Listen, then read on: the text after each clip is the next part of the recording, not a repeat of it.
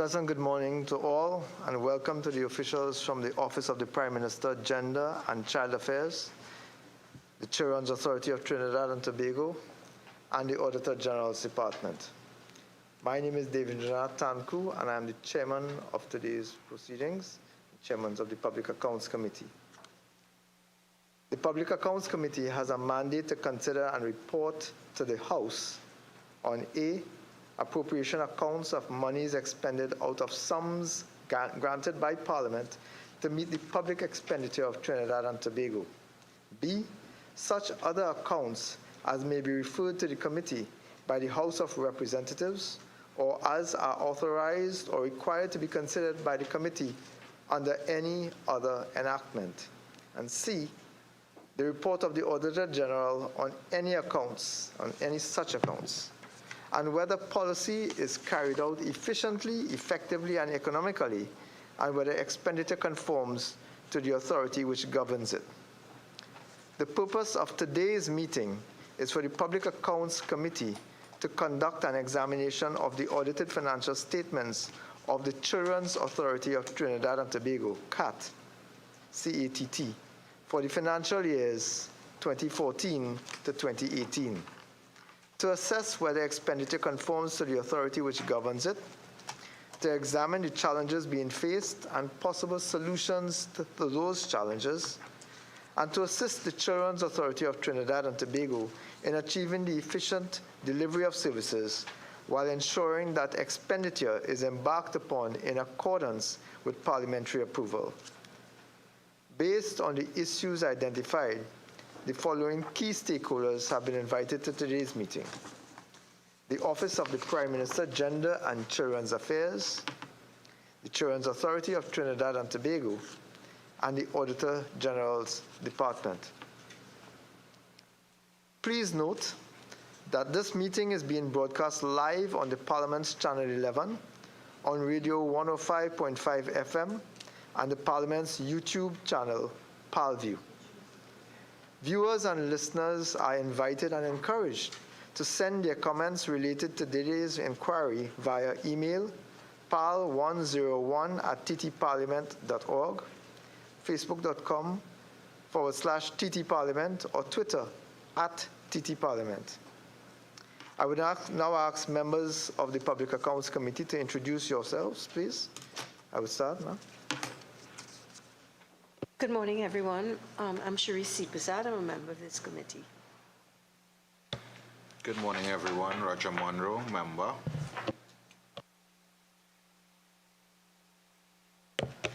Good morning, Adrian Leons, member.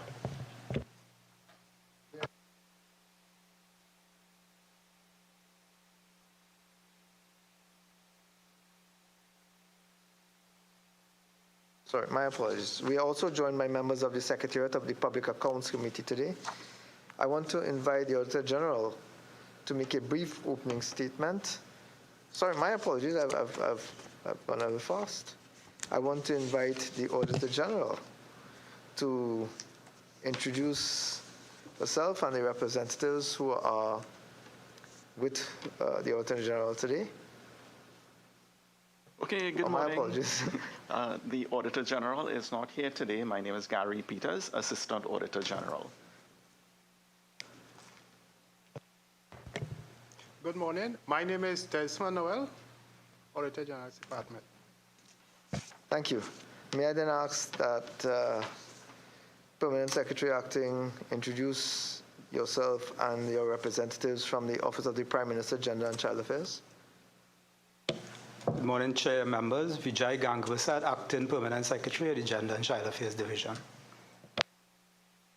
Good morning. I am Abini James, Senior Project Manager at the Office of the Prime Minister, Gender and Child Affairs. Thank you. And our key stakeholder today, the Children's Authority of Trinidad and Tobago. Ma'am, can I ask the Director to introduce yourself and your team? Yes, good morning, Chair, members. My name is Sharon Morris Cummings. I am the Director Acting of the Children's Authority.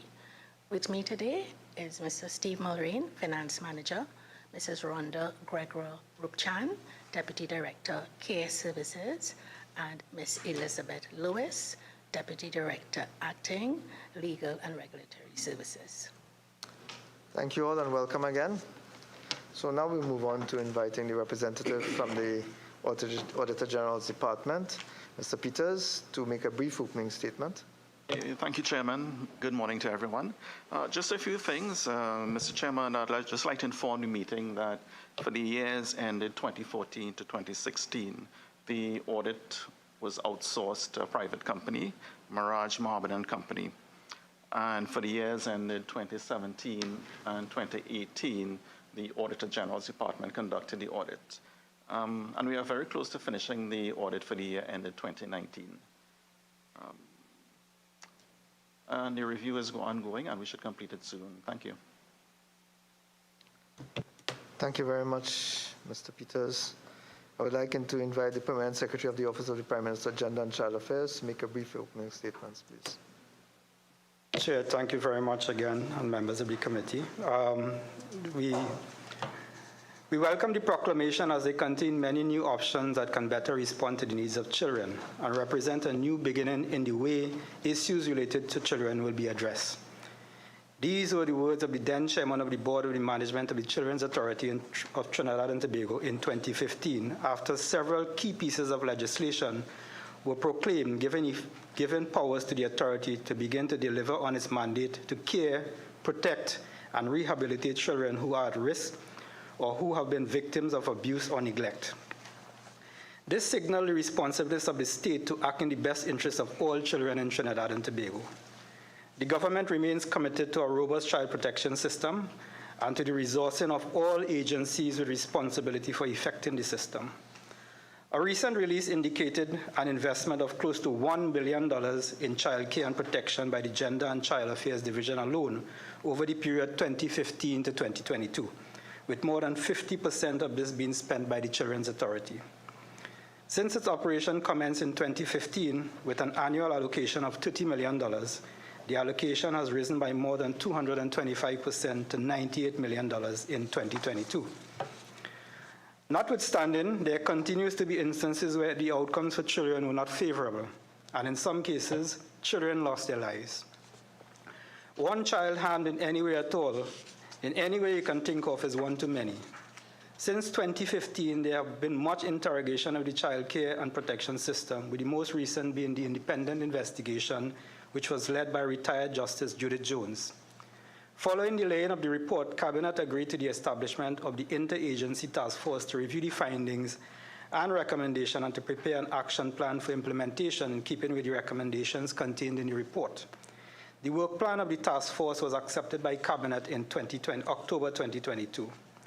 The work plan contains in excess of 150 action items towards an enhanced and robust child protection system in keeping with national and international developmental obligation. Amongst others, one of the priority areas primarily focuses on strengthening the operations of the Children's Authority in Trinidad and Tobago.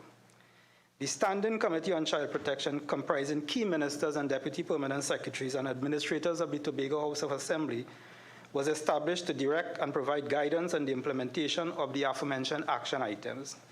Implementation of the action items have commenced, and it is expected to be advanced over the following months. We thank you for inviting us here today because we believe that much more needs to be learned. Today provides us with an opportunity to learn through the discourse as the audited financial statement of the authority for the period 2014 to 2018 is examined. We anticipate that the discourse will be enabling and supportive as we work collectively to create a better future for all our children. I thank you. Thank you very much, Mr. Acting Permanent Secretary. I would now invite the Director of the Children's Authority of Trinidad and Tobago to make a brief opening statement. Thank you, Mr. Chair. Mr. Chair, members of the Public Accounts Committee, Permanent Secretary Acting, Mr. Vijay Ganga-Prasad, and representatives of the Office of the Prime Minister, representatives of the Auditor General's Department, representatives of other agencies, members of the Secretariat and staff, ladies and gentlemen of the national community. On behalf of the Board of Management and staff, and especially the children of Trinidad and Tobago, I thank you for the opportunity to be part of today's proceedings into the audited financial statements of the authority for the years 2014 to 2018. The authority is a specialized agency with responsibility for the care and protection of children, especially those who are at risk, those who have been victims of abuse or neglect. The authority became operational on May 18, 2015, following the passage of several key pieces of legislation. As noted by a former chairman of the Board of Management, Mrs. Stephanie Daly, SC, in the annual report for fiscal 2015, and I quote, "The vision for the authority, beyond fulfilling its legislative mandate, is to build an institution which performs with integrity and earns public confidence, a body which is focused on the protection of children, but which also places a high value on customer service, as well as providing an environment which is reassuring for children and adults," unquote. That vision rings true even today, as the authority has seen an increase in the complexity of the needs of children and their families in the cases that require the organization's attention. As a result, our 2022 to 2025 strategic plan allows the authority to pivot in order to provide optimal support to these clients. This will be achieved through a new fit-for-purpose organization. In fact, greater emphasis will be placed on the monitoring and evaluation of service delivery to ensure quality outcomes for children and their families who come to our attention. I also wish to emphasize that the authority is part of a wider child protection ecosystem that comprises multiple stakeholders. Therefore, an important part of what we do is collaborate with agencies and partners, as well as communities and families, to address issues that affect children and put them at risk in our society. The authority is in its 7th year of operations and remains resolute and committed to dealing with child abuse. I would also like to point out that, with the exception of one of our attendees today, most of the representatives here today for the authority have not been at the authority for the majority of the material period. As a result, we have relied upon available records in drafting our responses. We welcome the opportunity to contribute to today's deliberations as we seek to defend and support child rights and make child protection everybody's business. I thank you. Thank you very much, ma'am. For the record, for the information of the public, I want to recite the answer provided by the Children's Authority when the question was raised, what is the primary responsibility of the Children's Authority of Trinidad and Tobago? A substantial response was provided, but I want to choose just the first paragraph because I think that highlights basically the function of the Children's Authority and therefore the basis on which we will be having this discussion today. In your response as to what the primary responsibility of the Children's Authority of Trinidad and Tobago is, the Children's Authority itself responded. The Children's Authority of Trinidad and Tobago, also referred to as the authority, is a specialized agency with the responsibility for the care, protection, and rehabilitation of children, especially those who are at risk or have been victims of abuse or neglect, in addition to a number of statutory duties contained in the various pieces of applicable legislation. Now, you have also listed specific responsibilities, but I would not want to go into those today for this purpose too. In your submission, dated January 16, 2023, the authority identified some key challenges with regards to fulfilling its mandate. Chief amongst those included staffing and resourcing, the lack of collaboration, absence of information and data, overburdened caseloads, and attitudes towards children.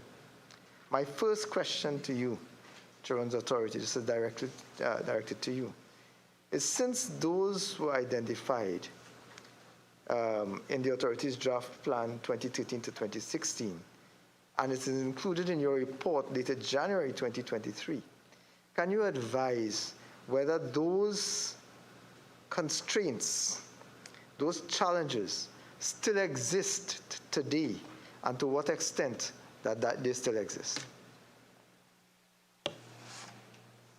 Thank you, Mr. Chair, for your inquiry. Relative to staffing and resourcing, What we outlined at page 7 of our submission related to the period 2013 and 2016. During the period 2016 to 2018 and to today, some of these issues still persist. Relative to staffing, the authority has been challenged by having sufficient number of staffing that is commensurate with its mandate. Moreover, when the authority commenced, it was estimated that the authority would receive about 1,200 cases per year, and that was based on available data then from other agencies because the authority was now going to be set up. However, that number was far exceeded in that more than 3,000 reports were received in the first year, and afterwards we have an average of about 4,000 reports of abuse of children every year. So therefore, although the authority was established with a certain understanding in terms of this is the size of your mandate, based on the actual experience when the authority was operationalized, it showed that more resources, additional resources were required, and that includes staffing because this is a human services agency. Primarily, the authority has to be staffed with a sufficient number of case workers who will investigate complaints about abuse of children, determine what is to be done in terms of interventions for the children. At times, that investigation leads us to the conclusion that that child has to be removed from the home environment and placed in another safe environment. Also, the court may make orders for the child to be removed from one environment and placed into the care of the authority. So in relation to staffing, the challenge has been to keep up with the mandate in terms of the actual experience of the authority based on the cases that we are receiving. They're increasing in number and they're increasing in complexity, and COVID-19 has added another layer of complexity into an already complex situation. One aspect of staffing is that of the compensation level. So I can park that aside because that has always been an issue in that in very early in the reports, the annual reports of the authority, you saw reference to the fact that the salary ranges were a bit low compared to other agencies, and that still persists to today. I mean, if I may just respond to that, because we are dealing with staffing at this point. It's obvious, staffing and resources. If you are not adequately staffed or adequately resourced, your ability to do the job that you have identified as your responsibility would have been compromised at some form or fashion. And we are seeing that based on the reports that have already come out. Are you saying, because I want to be very clear, are you saying that those concerns, those challenges identified since 2013 to 2016, 2013, 14, 15, 16, identified during that period, that those challenges still exist today in March 2023? Yes, I am saying yes in the context of the growth of the actual mandate of the authority based on the increase of responsibilities, which could not have been anticipated when the authority started up. However, over the years, we have realized an increase in the number of reports coming to the authority. So therefore, it's a dynamic situation. And in terms of the organizational response, over the years, there have been attempts to do organizational rationalization, restructuring in order to treat with staffing. So based on the reports from 2018, the annual report, there was an intervention by the board then, in that the board redesigned, produced a new design of the organization, which called for in excess of 700 workers or so. So there have been attempts over the years to treat with it, and as it stands now, the authority is in the midst of a transitioning in that there is a new organization structure that has been approved by the Board of Management in June of 2022. and steps are being taken now to staff and populate the organization consistent with that vision, consistent with a recognition that there is a need for more staff in certain areas. Ma'am, would it be fair to say that because of the shortfall in resources, you were not able to effectively fulfill the responsibilities of the Children's Authority in terms of protecting children, and that may have been a contributing factor to the increase as we are now? I want to make it very, let me clear that up because I don't want to ascribe it as a blame. Is it fair to say that the fact that you have been under-resourced for this period of time would have contributed to you being unable to treat with the 1,200 odd, which is what you expected, and as a result of that, we have had an increase in occurrence of violence against children, issues against children, etc.? So, Chair, what I'm indicating, I don't know if I've been very clear, is that we anticipated 1,200 cases in the first day of operations. However, that was based on data from other agencies because the authority was now coming into existence. So in terms of the under-resourcing, one can say that it's under-resourced because you do not know the numbers. So initially, you started out making projections based on a number that was greater than you could have appreciated. And over time, as the authority evolved, you now have a greater sense of what that number is. In terms of reorganizing for that itself takes a number of initiatives in order to realign staffing resources with the existing requirements. So I would not say it's because we were under-resourced we could not get to the 1,200. The notion of having a children's authority, it's a very bold step that was taken by the people of Trinidad and Tobago, and no one actually knew the enormity of the issues that laid out there. But now that we are seeing it, we are having a greater appreciation of what resourcing we require. And through the new organization design, we have so indicated that we require about 900 plus workers in order to address the various areas of need, the various areas of care and protection, the various areas that require advocacy on behalf of the children of Trinidad and Tobago. Thank you, ma'am, for that contribution. Given, sorry, let me ask it differently. Of the 9, you said that you need, on average, about 900 individuals to fully execute the responsibilities assigned to you. Is that correct? That is our assessment now, yes, Yeah, based on our latest org structure. Right, and that's a moving target, so it may increase depending on other issues that may have come up. But can you advise when that determination took place? When did you realize that you needed to have at least 900 individuals manning your organization? There was always a recognition that you needed an increased number of staff members. And you saw that in the 2018 reports, in that the org structure that the board approved in 2018 catered for about 797 workers. At that point, the number of approved, cabinet-approved numbers was in the vicinity of 331. So in the establishment of the authority, there were projections, and I have to say, based on the best available data, and so the organization was configured in that regard.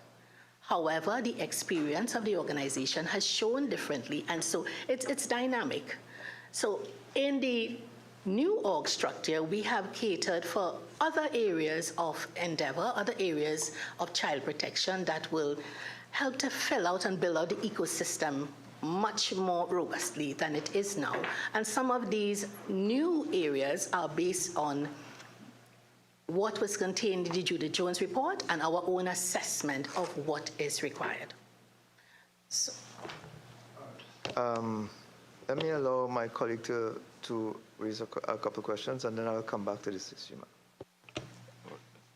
Thank you very much, Chair. It was basically following up on what you would have asked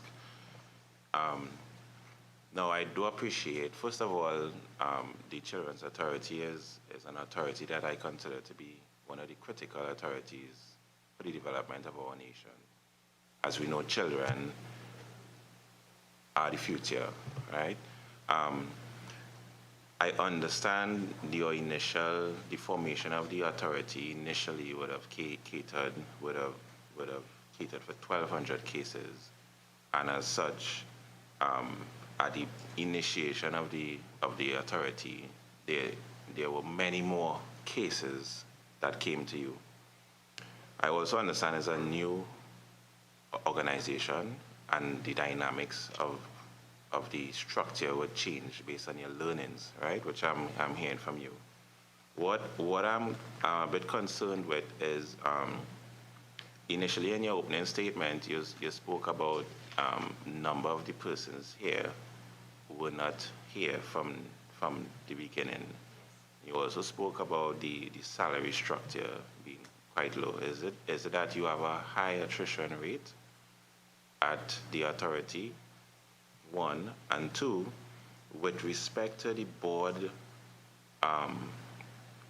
approving a new structure to facilitate the dynamics that you are experiencing, have those salaries positions, the salary compensation, have those been considered to increase? And thirdly, what is your success in filling those positions?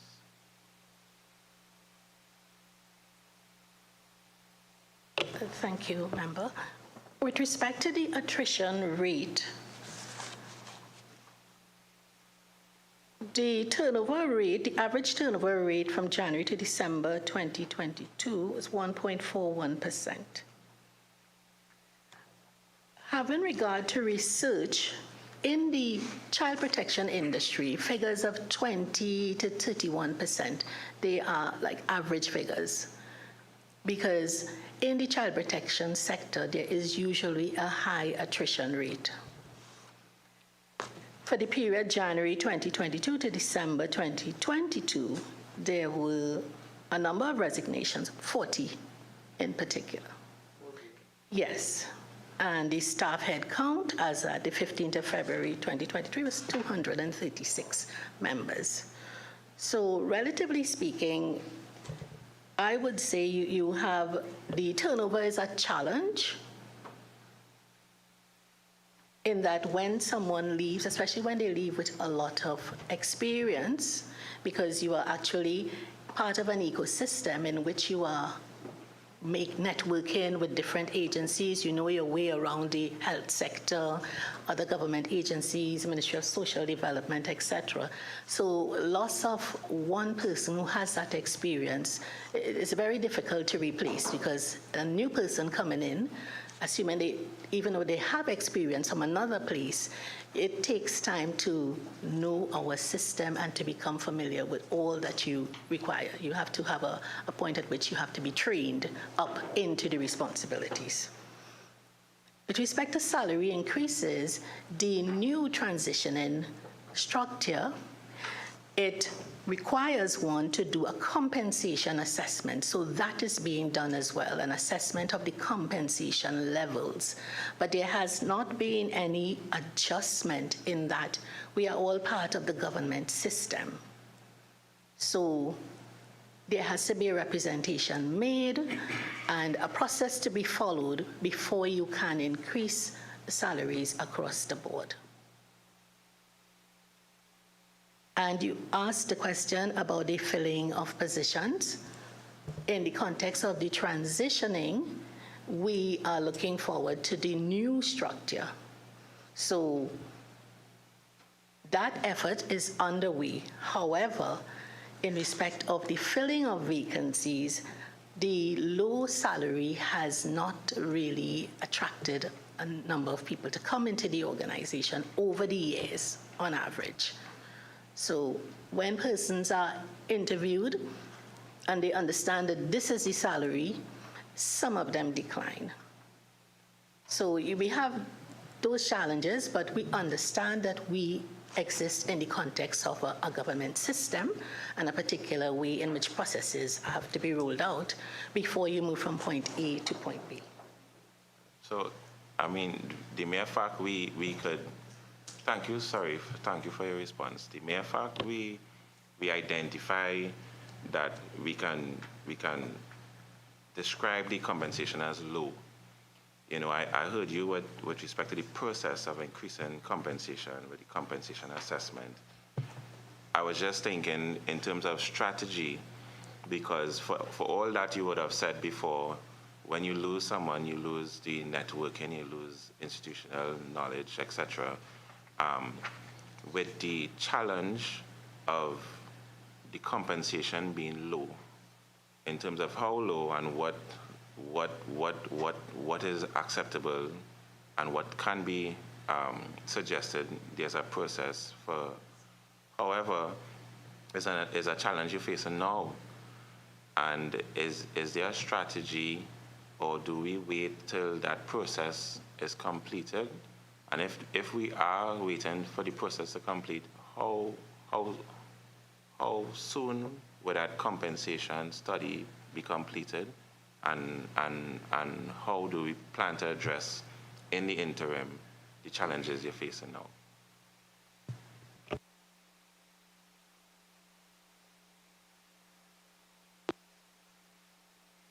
I'm sorry. In the context of the transitioning, enhanced compensation packages are expected when the new positions are filled.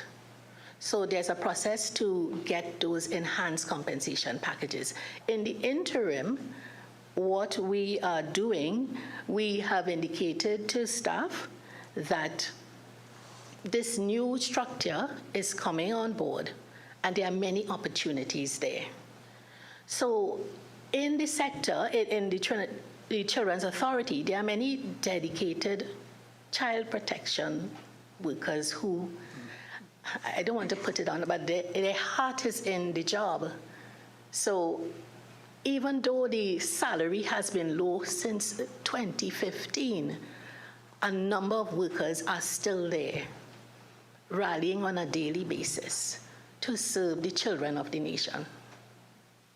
Yes, we need more resources. Yes, we are not perfect. Yes, we make mistakes, but they persevere in spite of that.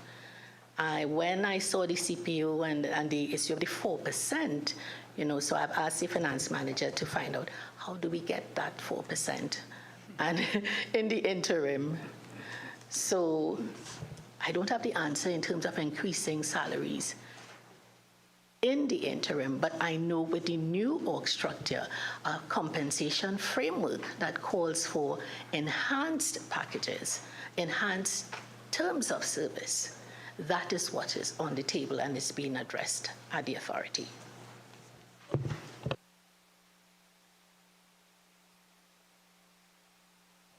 Thank you, Chairman.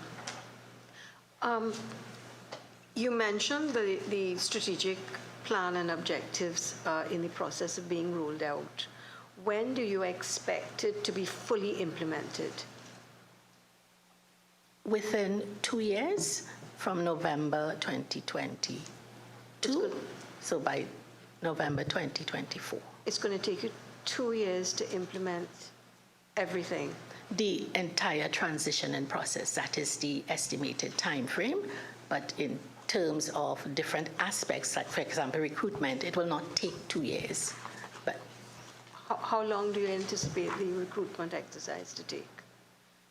Based on the latest estimate that I have before me, by September 2023, we should have a bulk of staffing based on the transitioning exercise. What about the position of the CEO? Because that person would drive your strategic plan and objectives. Yes, Is it filled? Is that position filled by a permanent position, or? I am director acting, so director acting has been changed because there's some change in nomenclature in the new organization structure, and that is the CEO position. So in essence, I am the CEO at this point in time acting? Yes. But because I think I saw ads for the position, and I was wondering how you would transition into that position, or is it going to be filled by some other person? I cannot say it's a competitive process.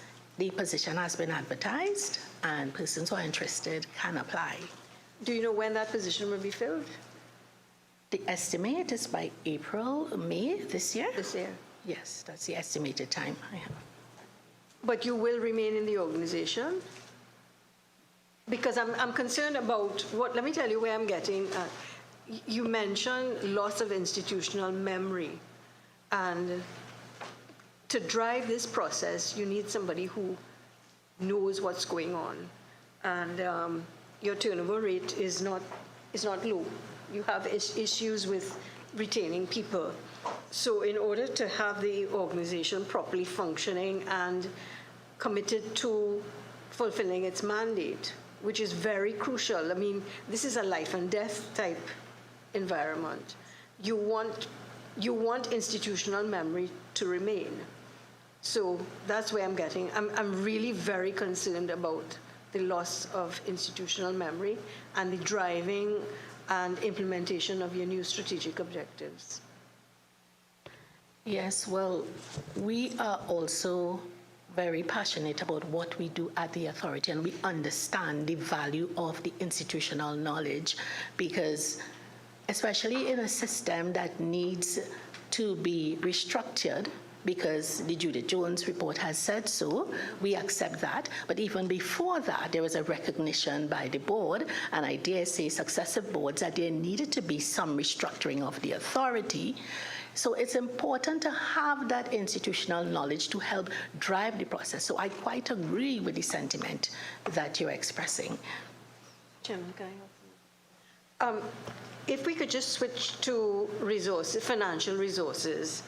From what I've been reading, it seems that you're not getting the full resources that you require to completely implement your functions. How is that going to affect the implementation and the full rollout of your strategic plans, objectives, programs, etc.?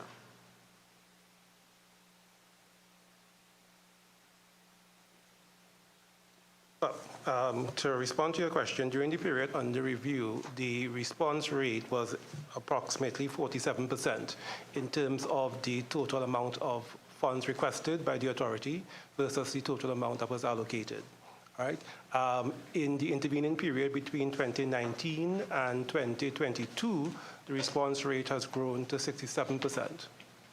So right now we are in the region of 61%. I went a bit ahead of ourselves. Yes. So right now we are in the region where we are closer to achieving what our financial requests are. Year one of our strategic plan, we have gotten a commitment that our funding will be closer to achieving year one of our strategic plan objectives. But there's still a shortfall. There is a shortfall. As I said, the movement has from 2018 has moved from 47% to 61% in 2022. We have an assurance that our strategic plan, our year one strategic plan, will be funded close to 97% of what is required to achieve the objectives of year one of our strategic plan will be funded. Could you just tell me year one would be what period? Year one would be fiscal 2023. Which is this? Which is this current period, yes. So you are going to get nearly 100% for this year? The indications are yes. We'll get 97%. 97%. Yes, close. And if you don't, what do you have any strategies to deal with those fallout if you don't get full funding? One of the strategies is to increase our project funding project funding will be funding provided to the authority by sources other than the government, so multilateral agencies and the like. Currently, that is in the region of 4%. We hope during the strategic planning period to increase it closer to 15 to 20%. And that will mitigate some of the shortfall. That will provide the authority with some level of discretionary funding that will allow us to be a bit more responsive and decrease the reliance on government funding, which is currently 96% of our total recurrent operation. And what's the projections to increase the non-governmental funding over the period of your strategic plan? Well, as I said, it is currently in the region of 4%. Over the period of the strategic plan, we hope to move it closer to between 15 to 20%. Thank you, Chairman. Thank you very much, Chairman. Question to Children's Authority. Given the present situation in which the authority stands, the strengths, the weaknesses, the challenges, and maybe funding issues, I would like to know, in terms of percentage, where would you say the authority stands at this time in terms of achieving its goal and mandate successfully in the best interest of our nation's children? One, and two, given the response by the director in terms of the resignation of some 40-odd persons, is it only a low remuneration or salary package was one of the reasons or the main reason given for persons retiring from the authority? Or if not, could you please share what are the other reasons? Thank you.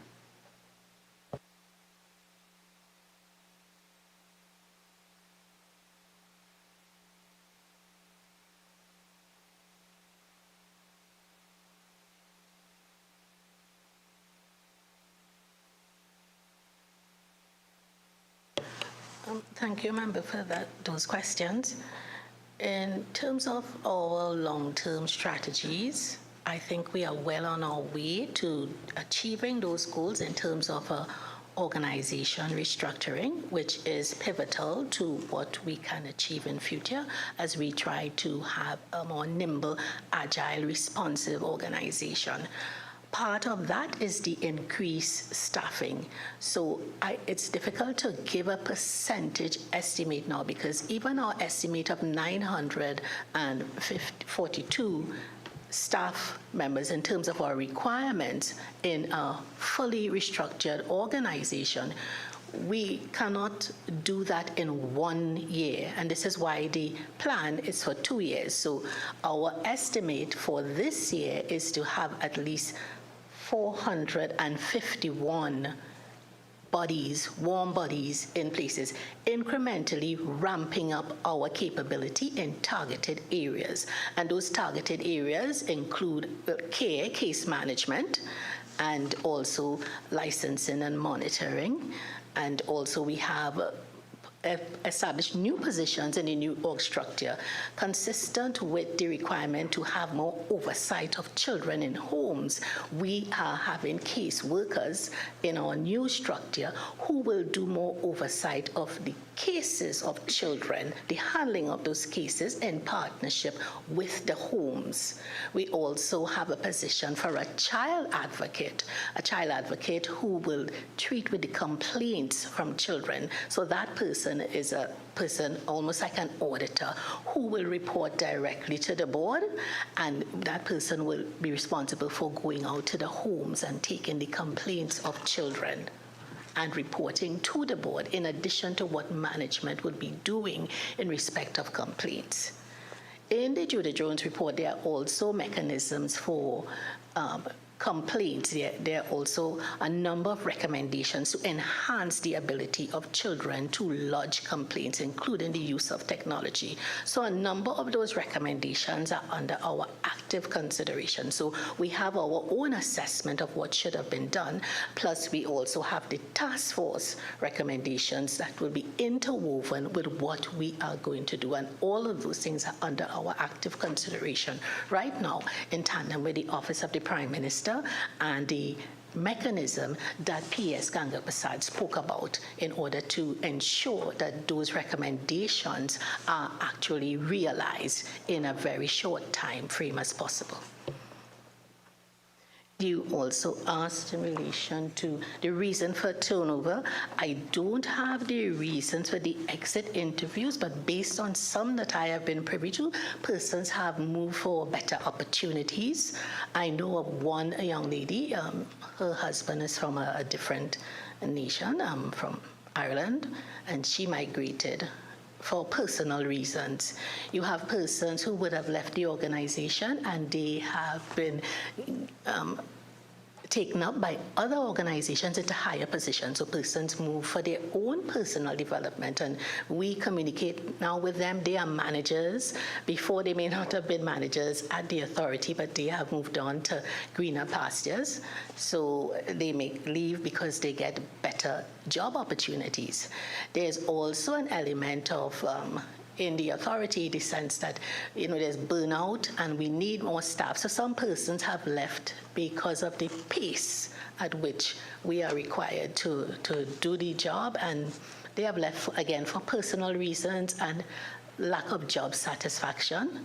So it's a mix of reasons. I don't have all of the reasons for these 40, but typically, those are the reasons: family, personal, and for persons to go on to greener pastures and take up promotional opportunities.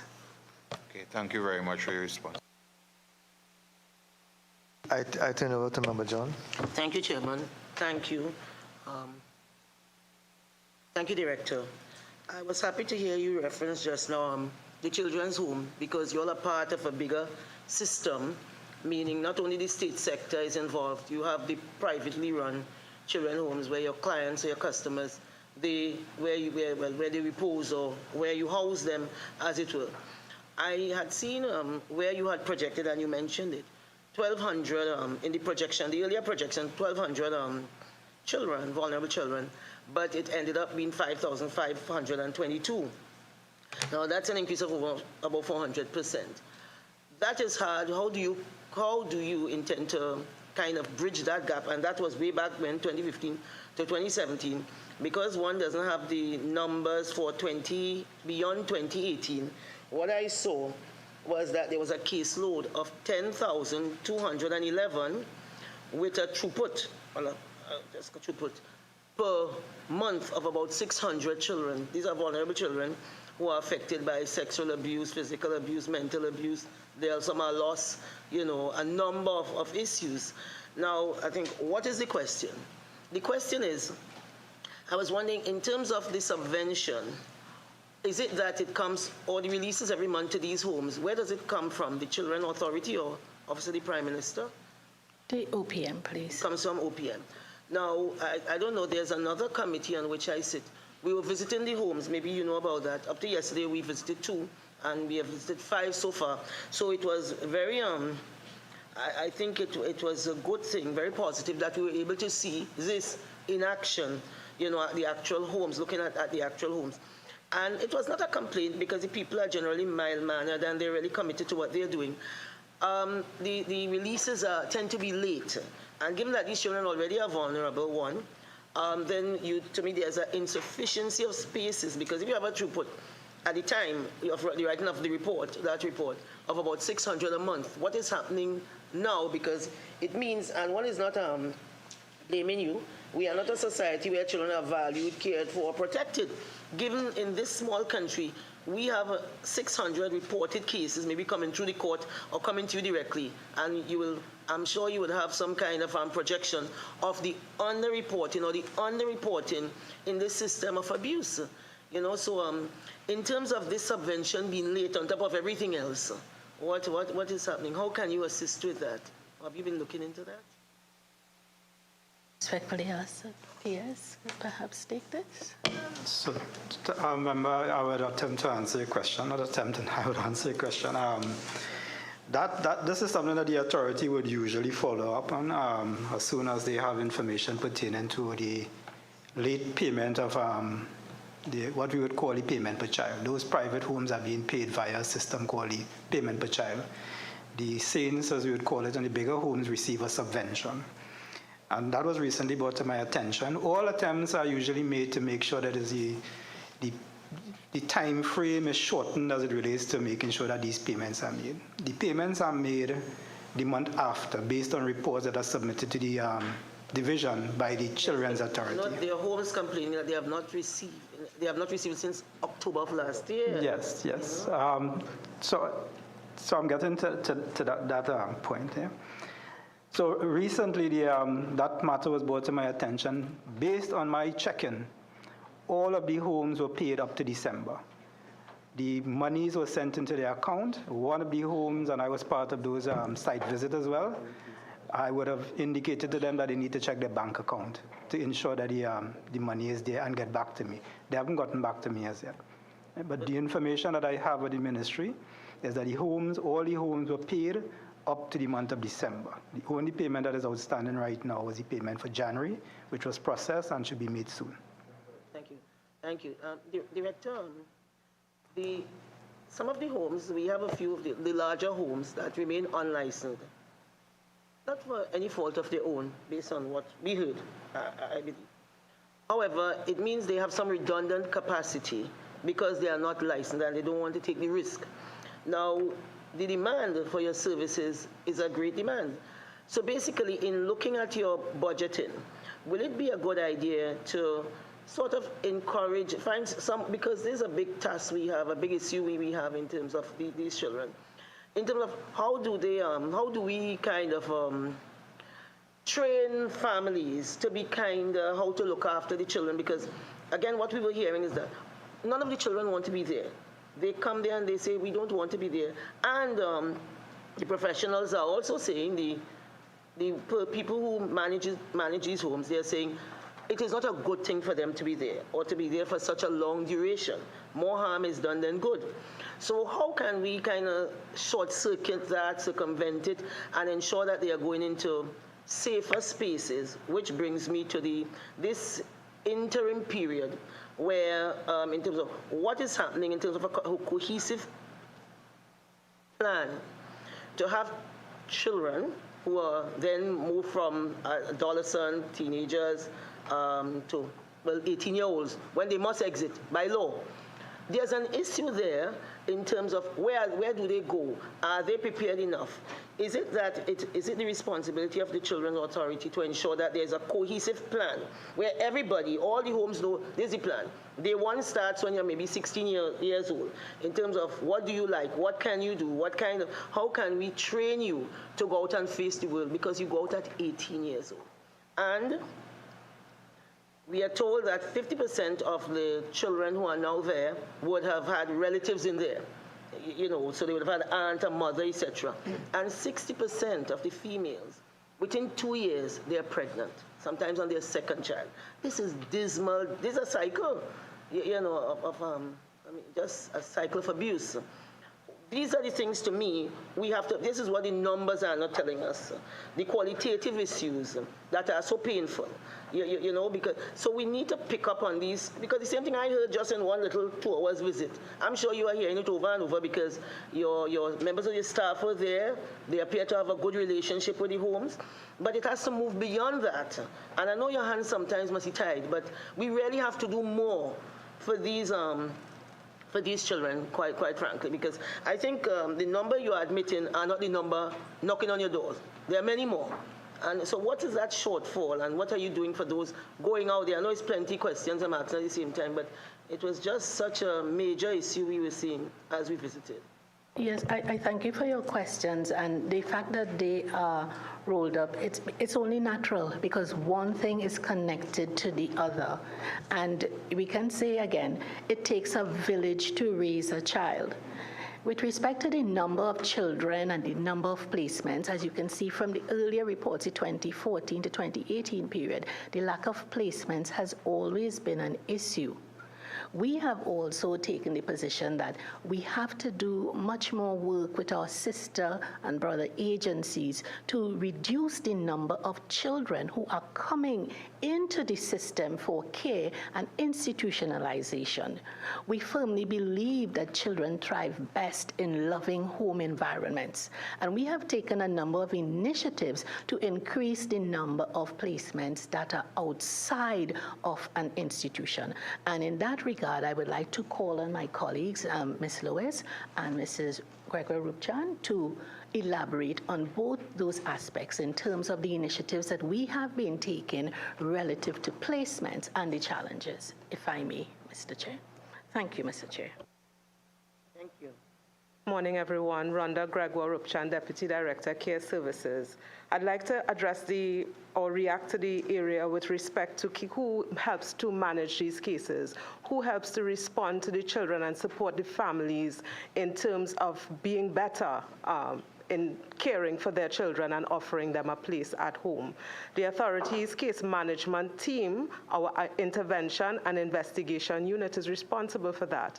We go out to investigate the relative cases that come to us, substantiate the allegation, but the follow-on role there, once a child is received into care, even if the child is not, is to provide support for the family. Like the director said, that is in collaboration with our stakeholder agencies, our brother and sister partners, the National Family Services, the Student Support Services under the Ministry of Education, the Ministry of Health, to be able to provide those wraparound services that the family needs in order to be able to effectively receive their child back into care. And that's one of the tenets that's captured in our strategic plan going forward, and has been one of the key areas for performance indicators even amongst the case management team.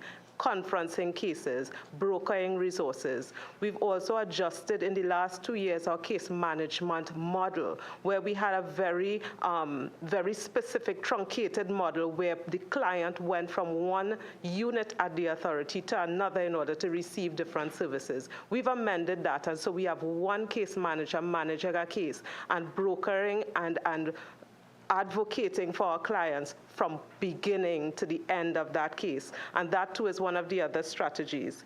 In addition, with respect specifically to the community residences, we have embarked upon our second round of what we term our community residence reintegration project that is currently underway, where we partner with the universities to bring on interns. We train them so that they can go with us into the community residences and examine all of the children who are resident there to understand, one, how we can further support their families, how we can push towards reintegration, and also how we can identify children who may be appropriate candidates for adoption. In addition, we are looking at kinship foster care, providing an alternative to institutional care. We do have a foster care system where we have 90 children currently housed in foster care with different approved foster carers after the relevant processes have been conducted. But we're looking as well at embarking upon kinship foster care, where we examine the family's ability to care for the child,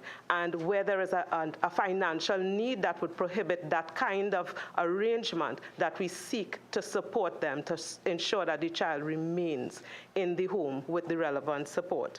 So these are among some of the initiatives that we are working on to ensure that we reduce the number of children in institutional care, but also increase the number of children who are experiencing the family-type environment. I'll pass over to my colleague as well.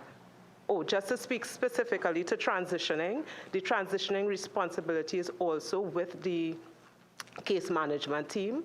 At the age of 16, quite rightly indicated by the member, is our target age. Once we have a child that comes in and we are aware that they are on the path towards aging out within the system, we separate and apart from reintegration, which should happen before the child turns 16. We always look at how we can get the child back with the family. At the age of 16, we begin to build out what we call a transition plan.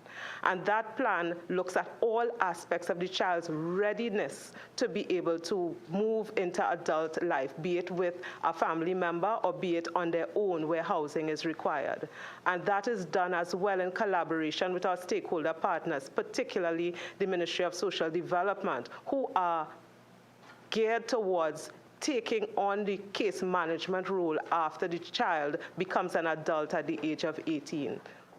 Spaces for children to be accommodated, you're quite right, they are limited, and in some respects, our hands are tied. But we do have a very passionate team that drives towards looking for alternatives, and with the existing alternatives in terms of transition facilities, we look to ensure that children are there placed. We also meet with any NGOs or any budding organizations, vet and approve them so that we can explore placement beyond 18 with these facilities as well. Thank you.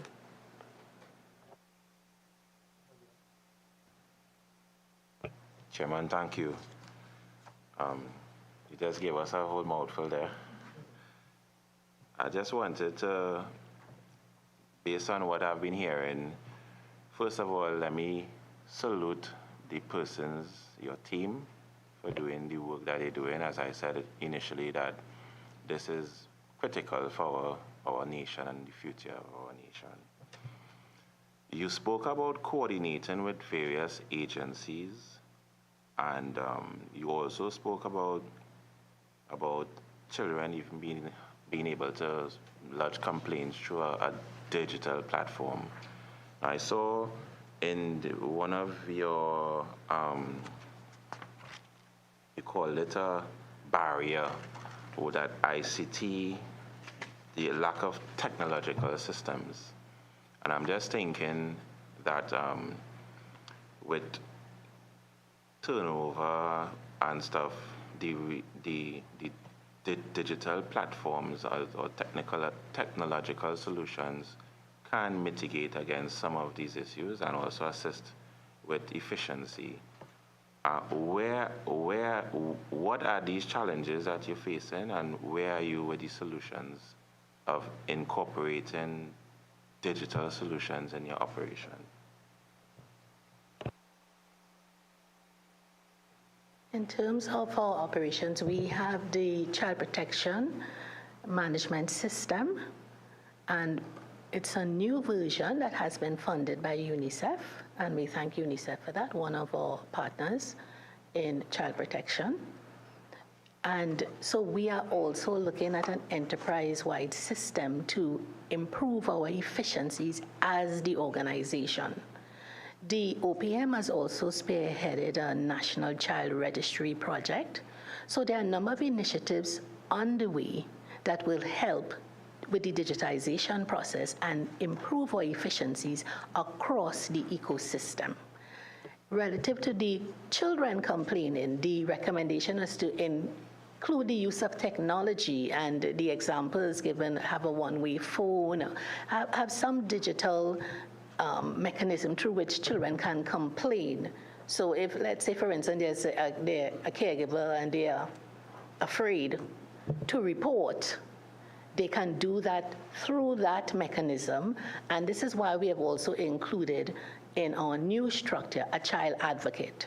So that advocate is not connected to anyone, it's not connected to the authorities' normal staff, or will that person not be connected to the staff of the CR? And the child can reach out to that person in addition to the caseworkers who visit to follow up on the child's care. In terms of the children reporting the complaints, we also have to think about the children who are differently abled. So that is still under active consideration. What mechanism can be used, for instance, for a child who cannot speak in order to lodge a complaint? So we have to think about it to ensure that every child has a voice. Thank you for your response. Where are you in terms of the allocation, the budgeting? So, for example, you mentioned an enterprise-wide software. Have you all purchased it? Are you in procurement process with this? Where are you with this? We are in the procurement process. We've written the request for proposal, which has been issued. We expect to retain a consultant who would take us through the process of completing the RFP, doing the evaluation, and the selection of a suitable application. and that selection should take place by July. It's projected to, So that will consume our allocation in this fiscal for the selection of the RFP, and it is the hope that in the next fiscal, the implementation would then take place.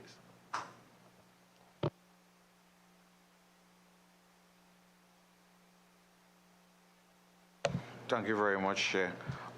Question to the Acting Permanent Secretary, and maybe the answer could be combined as well. I'll welcome that.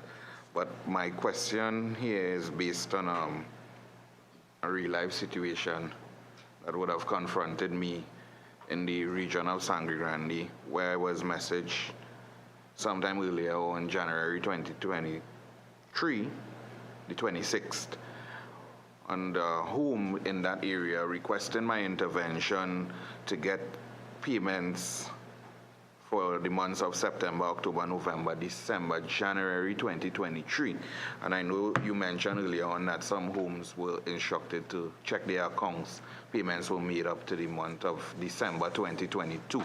But my question here to you at this time is, given the fact that all our children of this nation is one of the greatest assets to this country, what are the steps, or what steps would be put in place to ensure a more timely manner of funding to these homes, to ensure that there's no disturbance in the care of those children that are placed in those homes?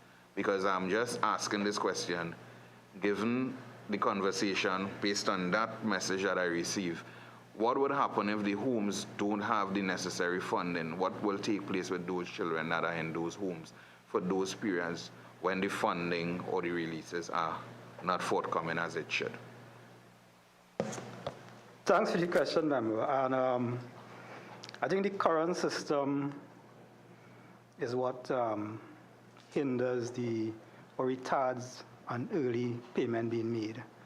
And I think, as I attempted to do earlier on, these homes are paid at the end of the month, really, from data at the end of the month that is provided to the division by the Children's Authority.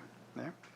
On average, when I looked at the dates, this comes in the early part of the second week in the following month. Yeah? That is not really acceptable, having already spent money to care for the child. What we propose to do, and Director would have mentioned a system before called the Children's Registry. The Children's Registry will eventually be a system that contains information on all children in Trinidad and Tobago, including children who are at these homes. Yeah? We are proposing, in fact, these are discussions that we are having, that the information from the registry will be utilized to pay the payment per child, the subvention, rather than to wait on the authority having to go and compile this information and send it. So the long and short, we are hoping to use the technology we launched that system in November of last year, October the 30th, in fact. And we are currently inputting the data. So we intend to use the technology to enhance and reduce the payment. Thank you very much for your response. Given the fact that you just indicated that you all intend to use the technology to make the response for payment within a shorter time frame, how soon would that be in full effect? Well, what we are doing right now is doing the data entry. Again, with the help of UNICEF, they gave us some assistance to hire some data entry clerk for a period of 6 months, which expires in this month, in fact. So what we are doing is collaborating with all of our stakeholder agencies, the primary one being the Ministry of Education, because they have all of the information on children, and other agencies with information. And the data entry is we hope that by possibly in the next 3 months, all of this data will be fully incorporated into the system, and thereafter we will have a good idea of how the system is performing, to be able to give a definitive time frame on when such a initiative could take place. However, I am also open for discussion subject to any policy changes that might be required to reduce the time frame while we are waiting on the technology. So that is a discussion that is certainly underway, and hopefully something will come out of that. Thank you very much for your response, and I do look forward to a timely discourse with that matter in the best interest of the nation's children. Sure. I just want to include the Office of the Auditor General to engage you for a few seconds, please. You indicated that you were working, in your opening statement, you were working on the 2019 audited for the Children's Authority. Our colleagues from the Children's Authority indicated that they are fast progressing towards restructuring into new institutions and organizations. My concern is that based on the responses, based on the audits that were done, there are several missing auditing pieces at the Children's Authority as it exists today. And we have outstanding 2019, 2020, 2021, and we are now in 2023. What is the reason for that lag in the provision of the financial statements, the audited financial statements of the Children's Authority? Thank you, Mr. Chairman. Historically, we outsourced the audits of the Children's Authority until funding became an issue and we were no longer able to. So we started scheduling the audits. We started with 2019 last August, I think it was. So we are on the verge. We had some logistical problems with that one, staffing and so on. But we are close to completing that one. Now, fortunately, we got some new staff over the last year into this year, some audit seniors. So we are in a position to schedule the balance of the audits of the Children's Authority probably after April. We had some discussions with the finance manager on that same thing.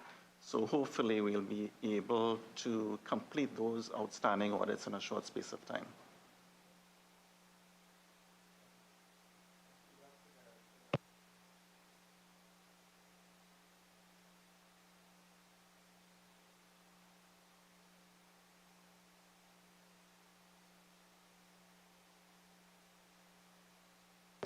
So I want to go back to the 2018-2020 strategic plan, because we have had several strategic plans so far developed and proposed and approved by the Children's Authority and submitted to Cabinet, I believe, for support. Based on that plan, the 2018 to 2020 plan, it identified the following among the barriers that my colleague referred to affecting its policy implementation as, and I quote, lack of ministerial / government support. Lack of ministerial government support. What exactly does that mean? Because this was in your strat plan 2018-2020. Mr. Chair, because I was not there personally, I really could not say, but I can imagine perhaps they're speaking about maybe funding, but I have not experienced lack of government support in my role as Director Acting. PS and we speak very often on many issues. It goes beyond 4 o'clock. This is not an 8 to 4 job. It's not a Monday to Friday job either. So we're always in contact with each other, and the minister has, in her representations for budgetary increase, the minister has robustly advanced arguments to support the authority. So I could not speak to that, but I can say no, I cannot say there's a lack of support. There is a lot of support coming from the OPM and Honorable Minister. Thank you. Well, I don't want to be unfair to you, so I don't want to belabor the point. But you also advise that from 2015 to 2018, the authority received on average about 45% of the money that it wanted, that it requested, about 45%. That has a substantial impact on the ability of the organization to function. But I want to ask a question to give you the opportunity to respond.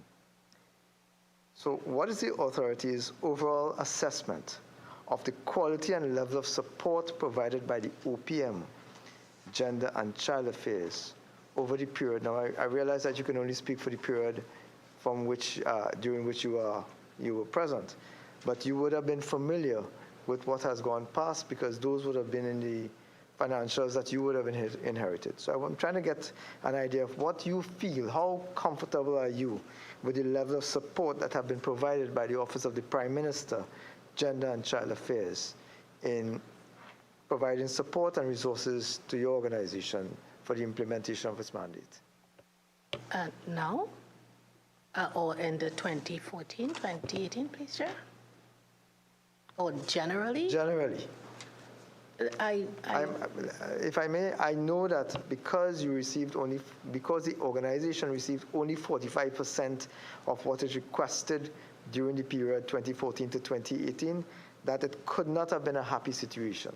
So let's look then at moving forward, 2018 to current, as best as possible.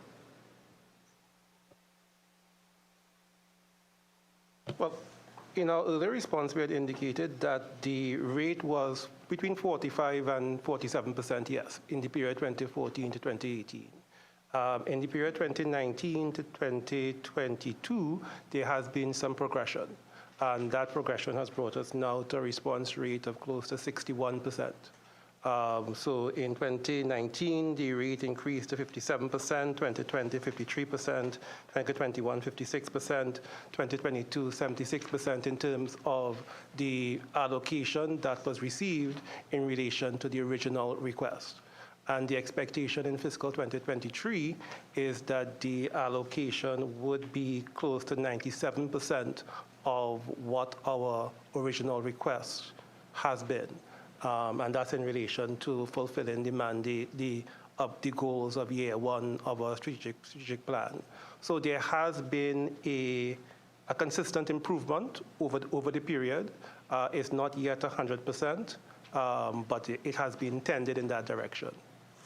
All right. So if I may, let me say it like this. You're very optimistic, and I thank you very much. I think we need some optimism going forward.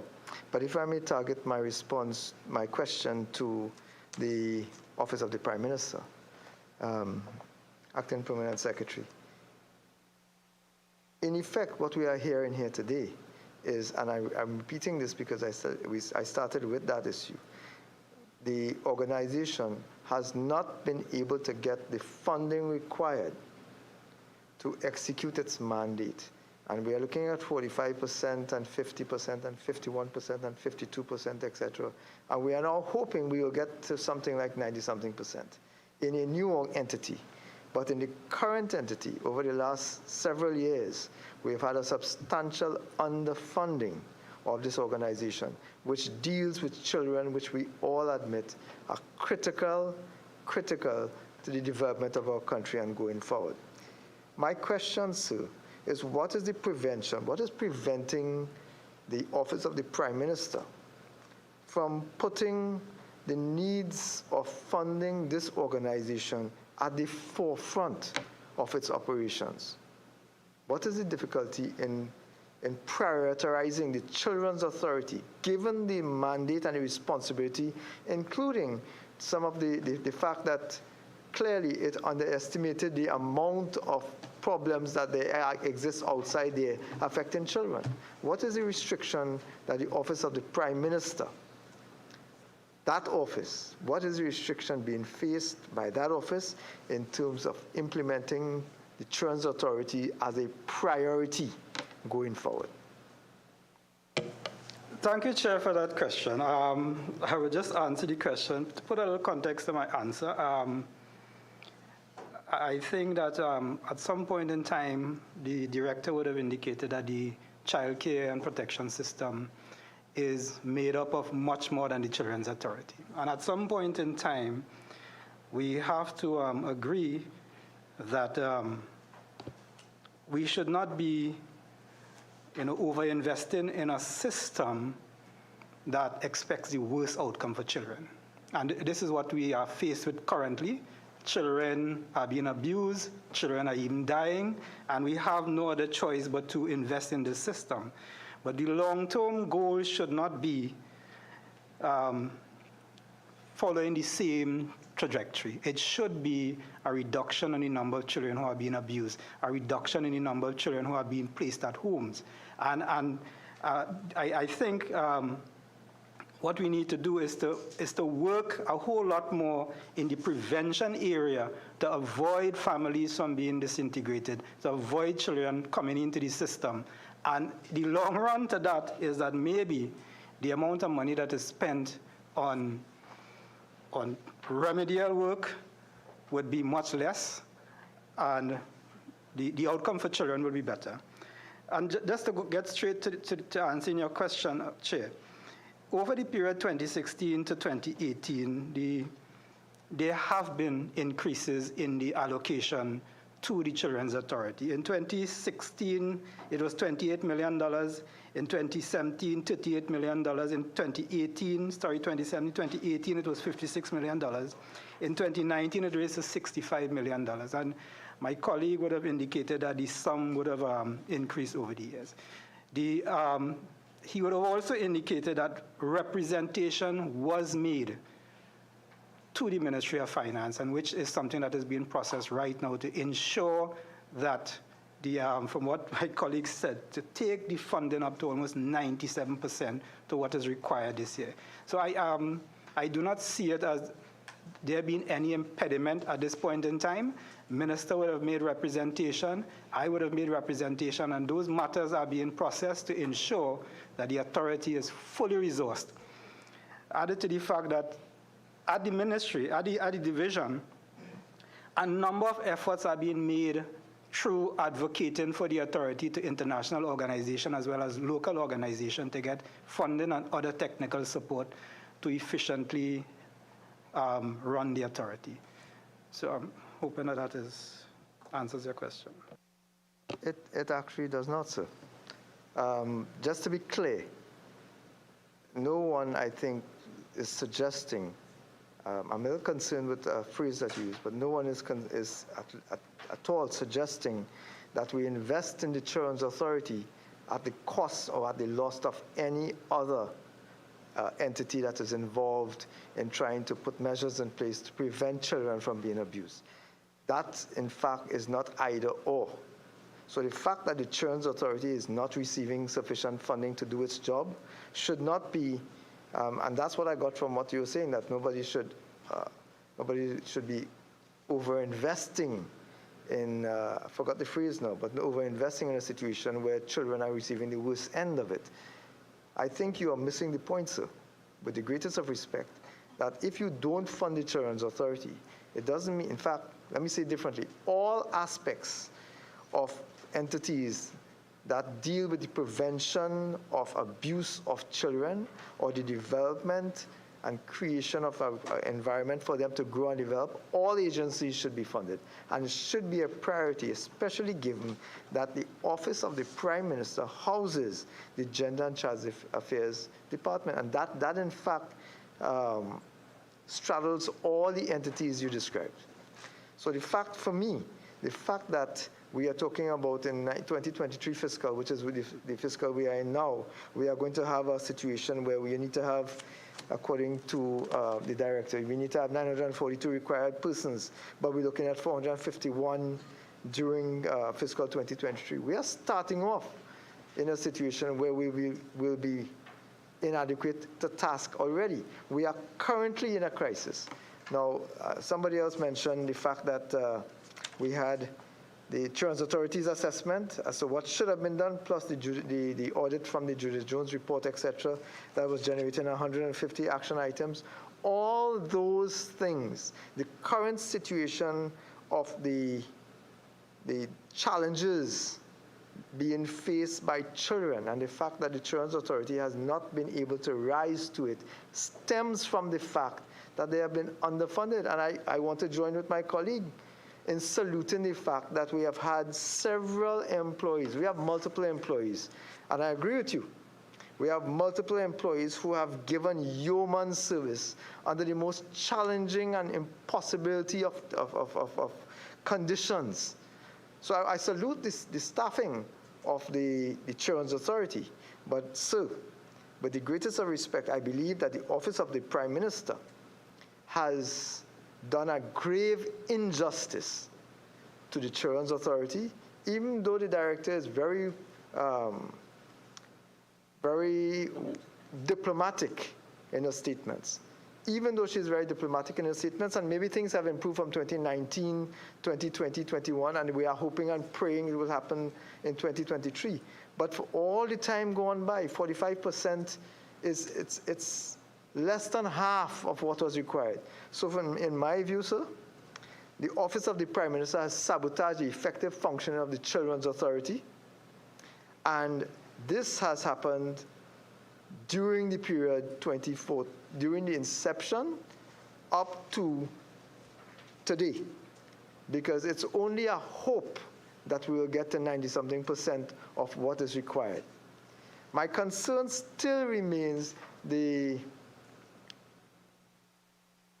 enthusiasm and the hope that still exists in the Children's Authority, the management of the Children's Authority, that given the track record of poor financial support, given the track record of not being able to hire sufficient staffing, that somehow a magic wand will be waved and suddenly they will get all the resources that they want. Ma'am, I pray, I'm sure my colleagues on this side also hope that you will get what you need to execute your job. And Mr. Pierce, I also hope that the other agencies treating with Children's and Children's Affairs will similarly be funded. This is not an either or. They must all be supported, otherwise we would have jeopardized the effectiveness of the authority. And I started off initially by suggesting to the director that maybe the fact that we didn't have the resources to tackle this 1,200 meant that because no punishment was coming to these 1,200, more came up. Because we were not able to treat with those, we didn't have the resources to treat with those that were already in our hands. So it is very possible that the failure to financially support the authority created the space for more difficult circumstances with children. I am really hoping that we see 2023. Ma'am, for your sake, for our sake all, I am hoping that for 2023 we see much more, much greater impetus from the Office of the Prime Minister. But I would not hold my breath, ma'am. I turn over to my colleague. Chairman, you started your statement by saying, given the mandate, responsibility.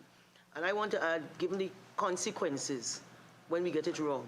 I mean, these are young lives that you have under your care, and I really am very troubled, by you saying, you could overfund that.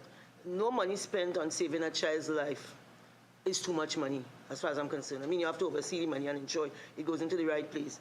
So I'm really concerned, given where you sit in the Children Authority. Basically, I need to remind that the children who find themselves at the Children Authority doors, based on the report here, the strategic plan 2018 to 2020, are children who are sexually abused, they suffer neglect, physical abuse, and that's at the upper end of the spectrum. Physical abuse, 16%. Sexual abuse, 24.7%. Did I say neglect, 23.8%. These are very vulnerable children. These are our youngest, most vulnerable children. And basically, I think you should be advocating more. The agency, by the way, is in the right place, in the Office of the Prime Minister. That's the right place. And therefore, there should be a laser beam on this authority and the work it does and the attendant stakeholders who operate within that space, given who the clients are or the customers are. Right? There is no amount of money that we could invest, once we are investing it properly, into our children that is too much, quite frankly. So, Chair, can I respond to you, please? Yes, thank you. Sure. Thank you very much. So I just want to assure the committee that in no way was I indicating that money being spent on the Children's Authority is too much or overcompensated at this point in time.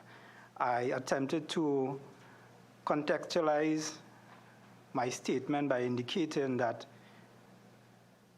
at some point in time, we have to emphasize the issue of prevention rather than allowing children to come into a situation, to come into a system that is not necessarily the best place that we all agree that children shouldn't be in.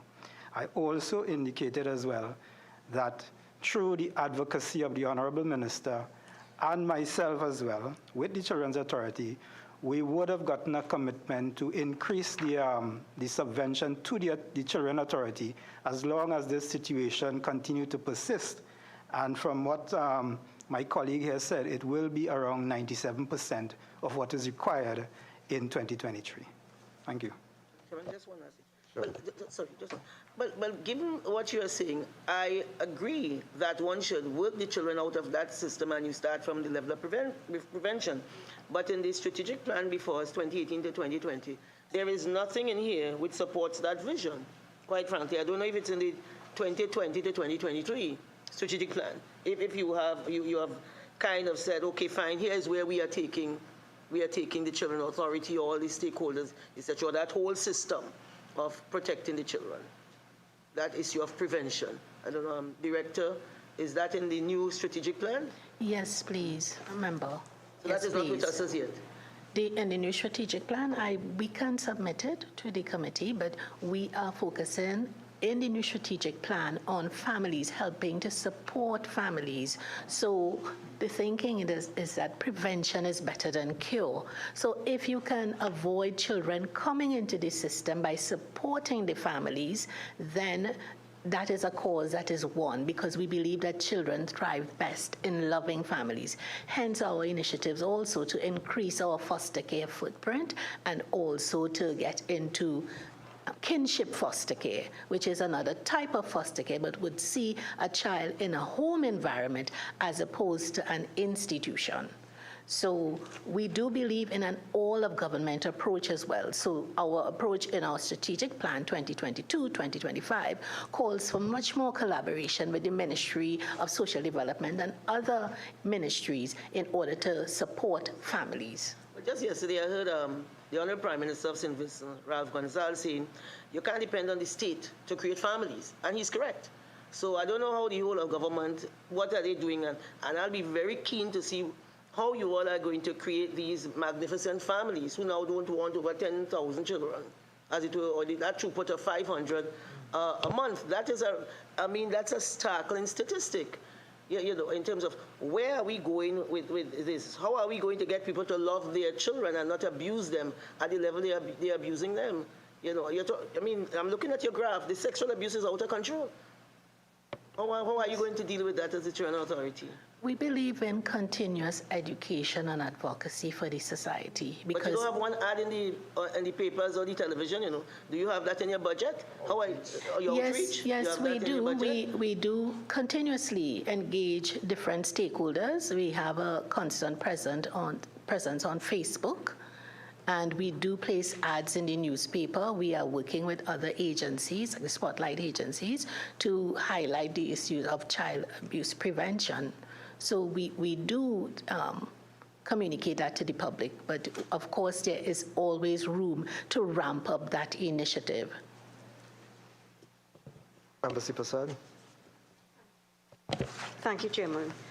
One of the impediments that you identified was the absence of information and data, because they weren't documented standard operating procedures or defined policies and procedures informing operation. And the social work practice is largely driven by legal and policy framework rather than the other way around. What are you doing to address that impediment in your new strategic plan, and what measures do you have to evaluate the success of those initiatives? Thank you for the question, member. I'd like Mrs. Gregoire Rupchan to respond. Certainly. With respect to data gathering, one of the challenges that we experienced over time is the very CPIMS system, Child Protection Information Management System, that we used at one point in time. We've since incorporated a new system that will allow us to gather the relevant data. It's relatively new, probably about just over 6 months into implementation. So that should be able to give us the information we require to be able to chart the way forward. In terms of the strategic plan and its implementation, with respect to using data to guide policy and procedure, we are now on a drive to ensure that there is a policy audit across the organization. That comes from our strategic plan, but it also comes as well from the Judith Jones report and the subsequent task force recommendations. So we are in the process of onboarding the relevant support staffing to be able to look at the existing approved policies as well as look at draft policies that guide many of the operations throughout the authority, so that we can bring it to a place of full approval, review, amendment, and look at efficiencies to ensure that we are doing it the best way that we can given the evolving mandate. So that's a drive that we are looking at currently. What's your target date for full implementation? The policy, we are looking at having the person come on by April of this year, and within 1 year to have a full policy audit done and review towards implementation of the policies. I just want to build on what was already discussed on attitudes to children, because I really am not seeing the ads and, campaigns being in the public domain to influence people's attitudes to children and the need to protect them and love them, and any misconceptions that people have about children. So I don't know if you could just elaborate a little more on that, because that's a real concern, because if you want to stop it, you need to influence people's attitudes at the beginning. And I'm not seeing, and I'm just a member of the public. This is not my core function, and I'm not seeing those programs, etc., being in the public domain. With respect to the communications department at the authority, that's their role to assist with this prevention and advocacy, public education. And we have been, and I myself personally have been part of that drive. One of the challenges is that we rely on the internal teams who are assigned different case management, etc., duties to go out into the public, and that's something that we are looking at as well in terms of bringing the bodies on to be able to really infiltrate all of the areas where persons need to know about the authority.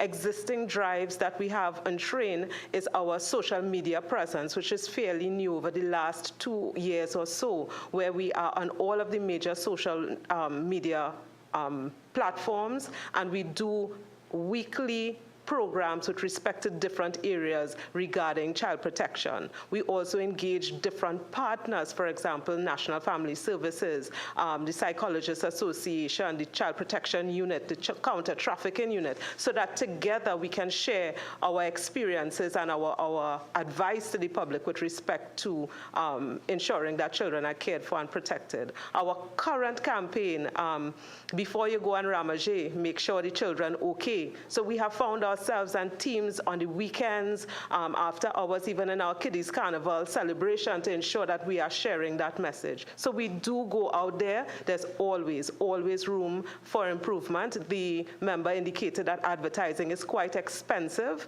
and so that is part of the drive to ensure that we have the relevant funding to make that presence even more aggressive in terms of prevention. Just one follow-up question. How do you measure your success? Well, the success of these programs. With respect to the social media platforms and so on, we have internal KPIs and targets in terms of the number of views, the number of responses that we have, and so on. With respect to boosting, we look at the boost in terms of what kind of outcome. Because I'm not directly in communications, I can't give you direct figures, but these are the M&E strategies that the team utilizes, looking at what we put out in terms of the ad and the number of views. One of the features as well is that when we go out into the public and share in these sensitizations, there is a commensurate feedback in terms of our number of reports received. Once we go out into the public and we speak about how you can report, we tend to get additional reports, and that's also a feature of how we can measure our efficacy in terms of reaching members of the public. Thank you, Chairman. Based on what you just said, ma'am, and you are Mrs. Gregoire Chan, you are one of the veterans of the Children's Authority. You discussed advertising just now. I want to question, we have a question coming in. Is advertising cost part of the operating costs? And if it is, how much money is spent on advertising and marketing of the services of the authority? The advertising costs that will come out of communications would come from our recurrent budget, so I'll have to pass to my colleague to be able to speak to that from a finance perspective. There is an advertising and promotion line item within our budget. The allocation in this year is $2.8 million. Thank you. Yeah, we also benefit from a number of project funding, advertising and promotions, particularly through social media, and that may add an additional $500,000.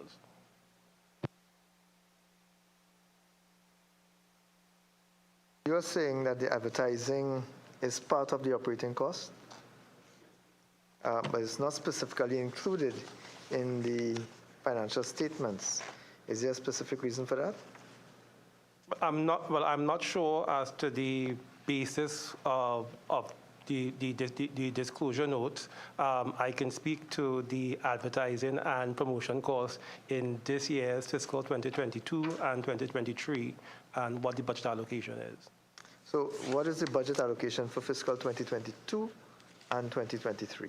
In 2023, it's $2.8 million. Right. In fiscal 2022, we had an amount in the region of $800,000 available to us. And this advertising comes from, this is done how, where? Is it, do we have media advertising, or is it events, is it outreach programs? It's a combination of activities undertaken by our communications department over the course of the year.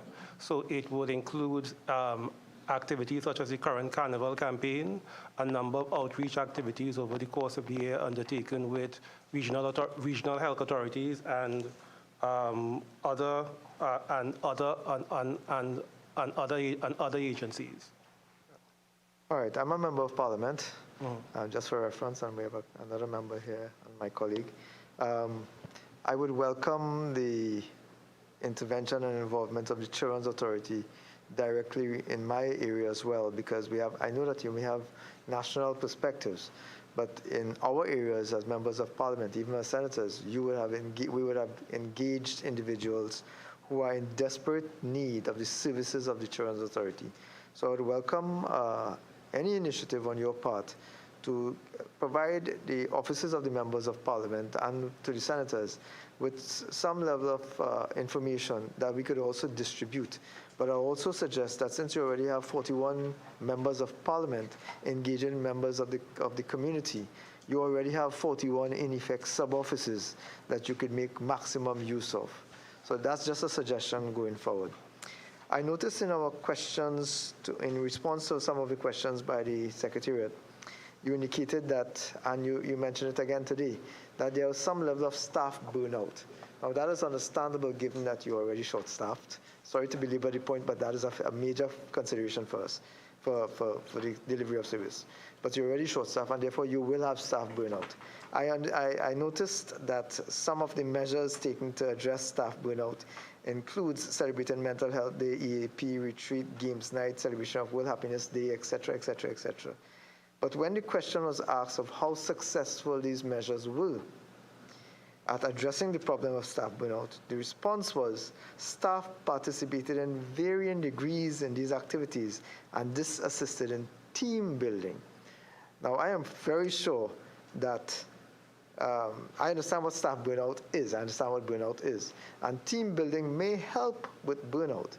But I'm not too sure that we have been able, as an entity, to treat with staff burnout sufficiently to ensure that we retain the vibrant, hardworking staff that we have who are willing to work under challenging circumstances. But I'm not too sure even the activities listed here were really the type of activities that would be required to treat with staff burnout. And as a result, the agency itself, the authority, may be doing a bit of a disservice to its staff who are experiencing the staff burnout. Let me ask it in the form of a question then. Has the authority undertaken any other sort of investigation as to qualitative measures that can be taken to treat with staff burnout? Maybe in the sense of some sort of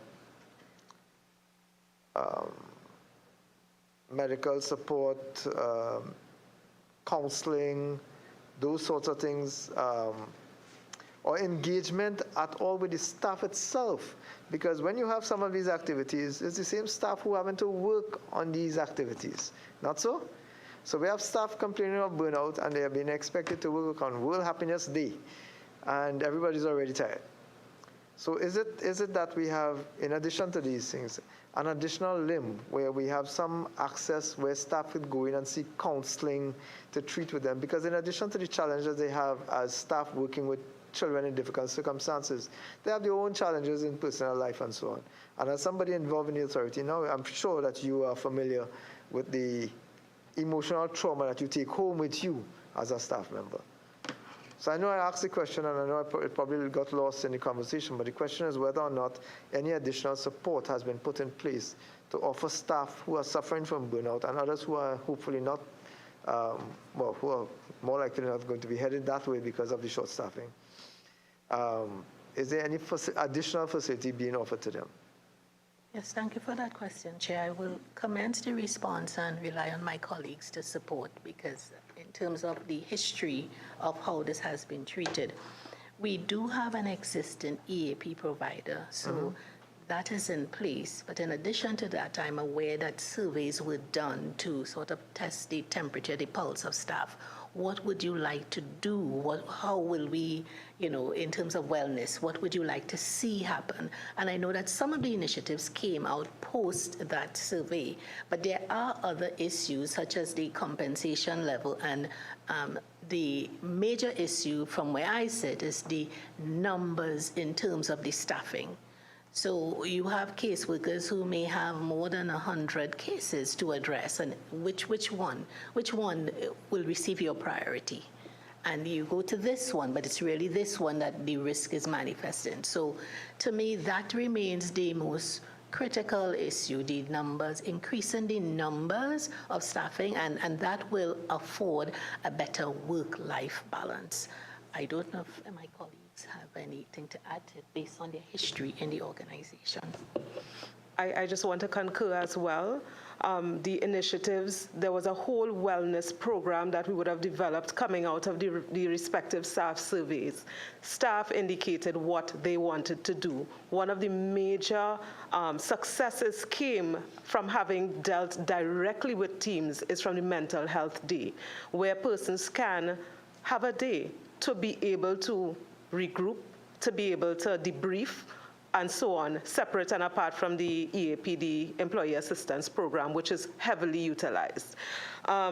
With respect to ongoing support and ongoing initiatives, we are now rolling out again post-COVID. We did have a very extensive program.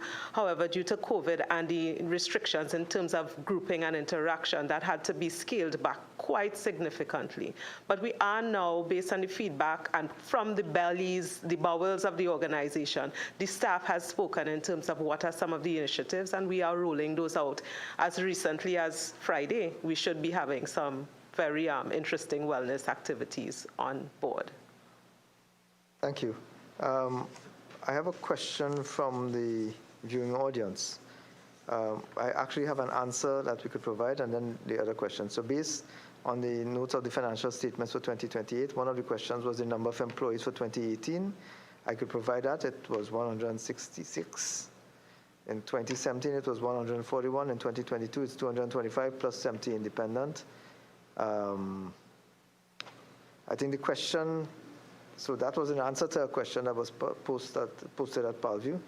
The question that still is there is how many members of staff are contract officers, civil servants / public servants, and how many approved positions are administrative, technical, supervisory, or managerial?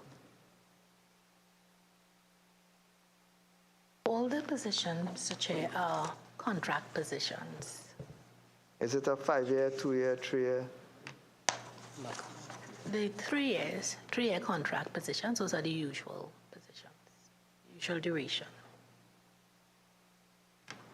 Can you be able to advise how many are technical, supervisory, or managerial? I do not have the exact breakdown right now in terms of that, but we can supply that response. Thank you. Subsequently. I have one major question I would want to ask, and then I'll turn over the floor. Of the 150 action items reference that came out of the Jones report and the collaboration with the Children's Authority, can you advise how many have been implemented and what's the status of the rest that have not yet been implemented?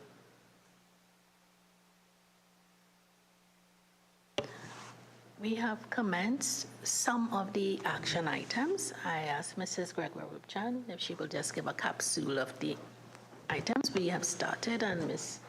Lewis also has an item she can report on. Thank you. With respect to implementation, what we've done is look at over 150 of the recommendations and condense them into areas of focus. The foster care kinship policy and foster care for migrants are among those that we are currently working on.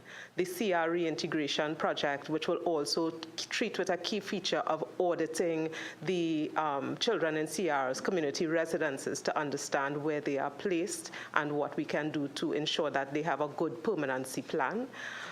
We are also looking at certain community residences, which my colleague will elaborate on in terms of ensuring licensure and support.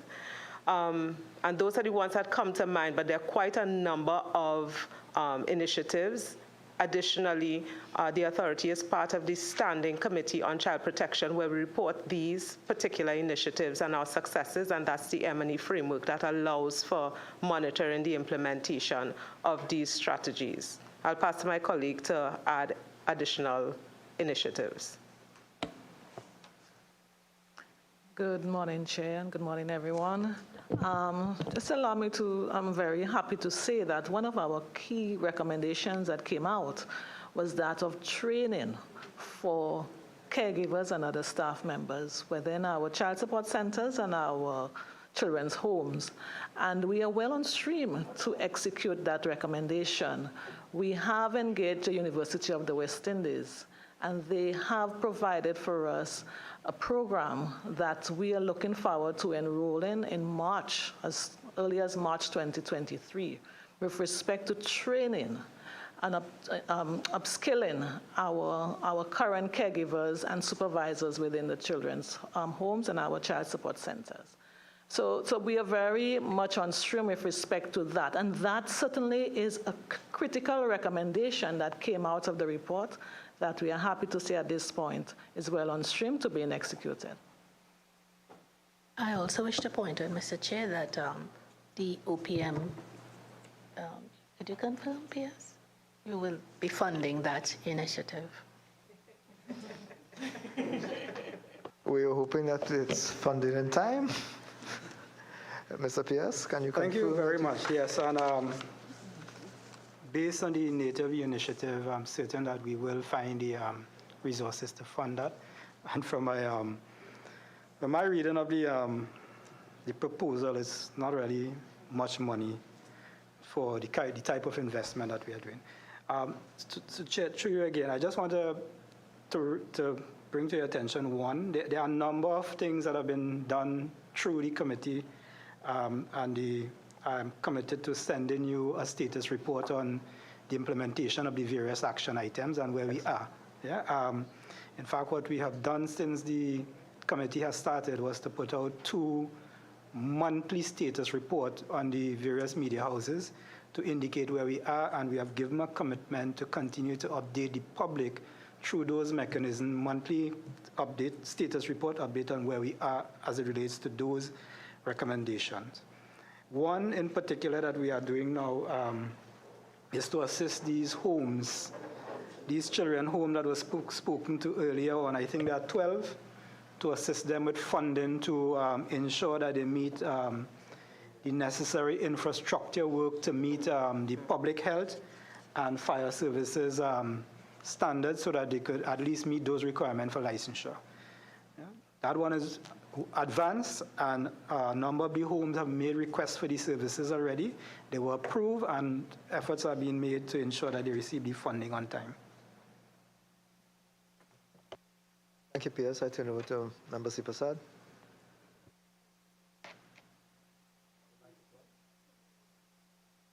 My apologies. Non-national children who are in an abusive situation, does the authority have any jurisdiction to intervene in these circumstances? Because we have a substantial migrant population, and they too have issues. Thank you for that question. I'll pass to my colleagues to answer. The authority is responsible for treating with all children in Trinidad and Tobago, regardless of their nationality. We actually have on board, with the support of funding from UNICEF, and this is one of our projects that works towards the task force recommendation filling as well, is a case management officer who specifically works with migrants. This is a bilingual individual who is able to bring cultural sensitivity and linguistic competence to the service that we would have otherwise offered through an interpreter. We also have onboarded an interpreter with the support of UNHCR so that we can be able to offer that service as part of the delivery to our non-national clients who are Spanish speakers. How adequate are those resources? You're talking about 2 people. Those persons have a caseload of approximately 50 children at this point in time, and so they are working through, though a little above best practice internationally, they are working as effectively as they can with the current client load that they have. Thank you. Thank you, Chairman. I think Director, through the Chairman, you know, you get the sense sometimes that the service providers could operate in a bit of silos, and that will impact on your ability to maximize your resources, as it were. So, can you kindly tell the committee who are the stakeholders amongst which closer collaboration is needed? And just let me finish. What are the barriers to the implementation of a more collaborative interagency approach to child protection, encompassing all of the stakeholders, and of course will maximize the resources and results? And will it be the Children Authority or the Office of the Prime Minister who will be responsible for establishing this kind of approach? And of course, the resource demands. Maybe you might not be able to say what the resource demands are if you have not worked out the variables to establish such a system that is interrelated and collaborative and integrated. Yes, thank you for that question, Member. I would start, and I will ask my colleagues to jump on in terms of the details.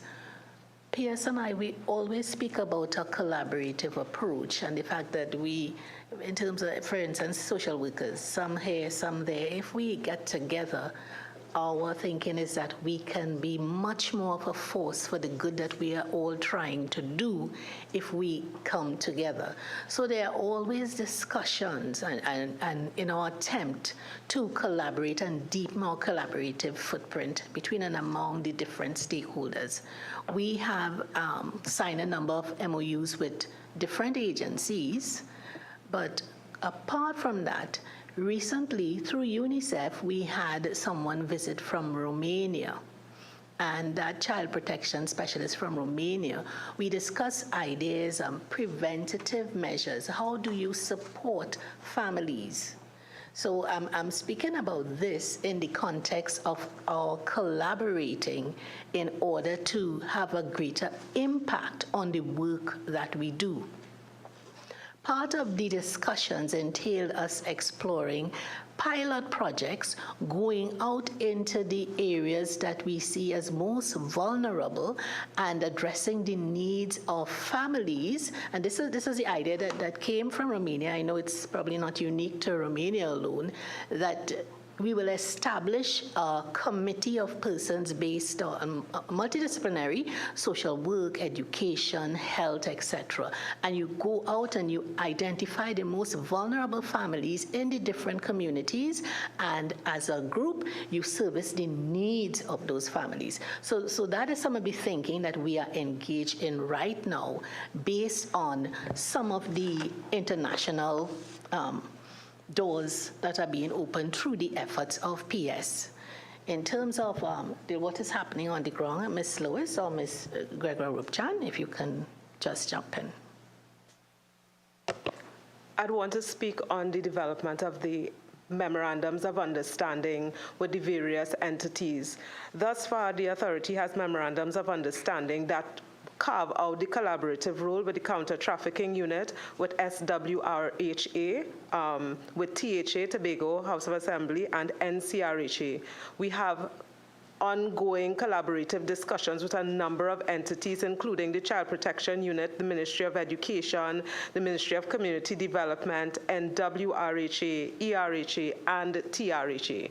So those are among the drive to ensure that we are collaborating effectively. But just to reiterate as well, the National Child Abuse Protocol, we are our next stage after having drafted the documents, consulting with our partners to see where their role starts, where our role ends, where our role overlap, and how we can work together to ensure that we navigate any silos that may exist in the system. Separate and apart from having that discussion at that level, we are also engaging on a very on-the-ground type of consultation within the upcoming months to ensure that we got it right, to ensure that what we discussed in the room upstairs, we have also discussed with our entire operations team.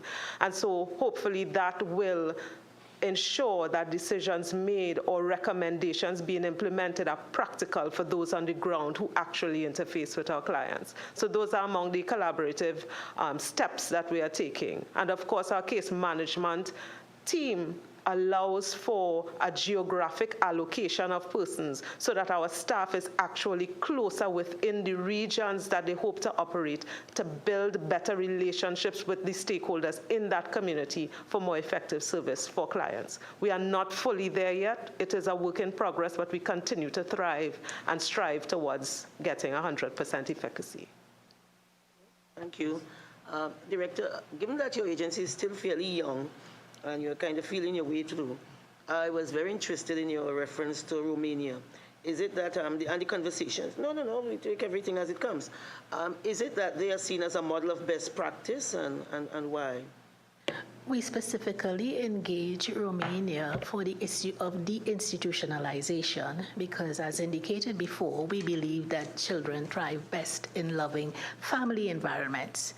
In engaging Ms. Voica-Thomas from Romania, we will allow the benefit of hearing of her experience in Romania and how they went about reducing institutionalization in Romania.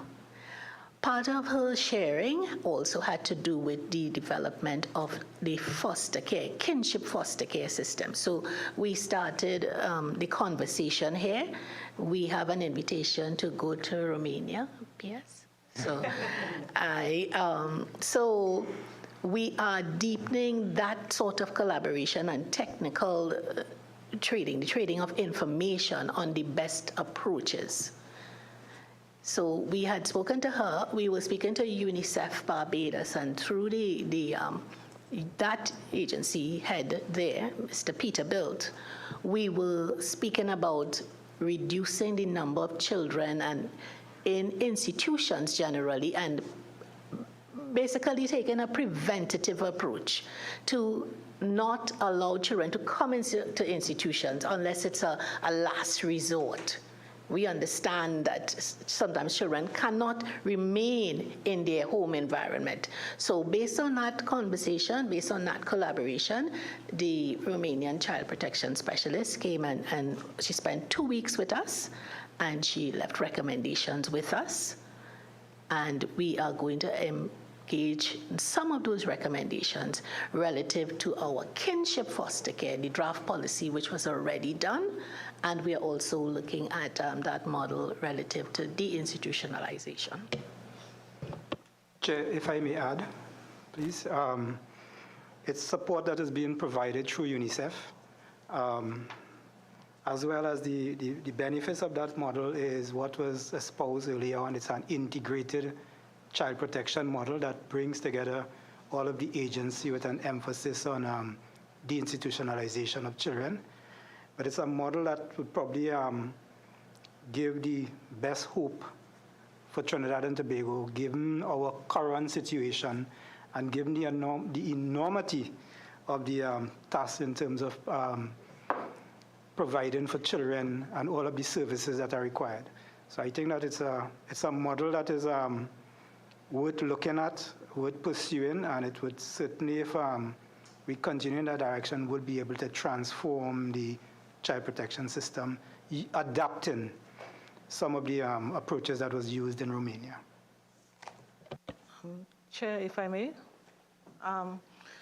This is really a wider, engaging in Romania is really a wider scope for us. We have recognized the youthfulness of the Children's Authority, having been just 7 years. And there are many other more mature systems, child protection systems, as we all know. And so as part of that, we've understood the need for us to do that reaching out to those various, even more mature societies and systems. Romania is just one of them. We would have also engaged Jamaica. So we would have spoken with the Jamaica Children's Authority, that's not the exact name, to hear from them and to share experiences and to see how we can learn from what they are going through and what they are doing as well. So certainly Romania is one of those countries, the more recent ones. We would have also had peers at engagement with Canada recently as well. Again, looking to strengthen the whole Children's Authority system here in Trinidad and Tobago, and trying to learn from the other mature and long-standing agencies out there. That is certainly the goal of our engagement with other countries and agencies. Thank you very, very much for that. Colleagues, do we have any more questions for this team? Member John? No. Anything else? All right, then it falls on me to thank you all very much for coming today, members of the Children's Authority, Auditor General's Department, and the Office of the Prime Minister, Gender and Child Affairs Unit. I thank you all very much for your presence here today and for being so forthcoming in providing answers to the questions being asked by a committee in the national interest. It is my hope, I think it is our hope as a unit, and when I say as a unit, I mean all of us as participants in this enterprise, that we can find the relevant resources, personnel and financial and otherwise, to ensure that we maximize the reach for children who are in need of support in any form or fashion. It has been a pleasure. It has been a learning experience, at least for me, and I want to thank you all very much for coming. Again, thank you. Thank you, Chair. Thank you, members.